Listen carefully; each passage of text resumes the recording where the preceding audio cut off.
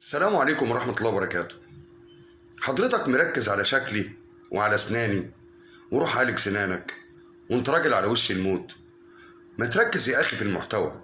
أعتقد إن أنا بعمل محتوى هادف مش هايف. ما تركزش في شكلي ولا في أسناني. أنا راجل مريض وأسناني واقعة. لو مش عاجبك ومش عاجبك تشوف الفيديو بتاعي ولا تسمع المحتوى، مرر الفيديو يا سيدي.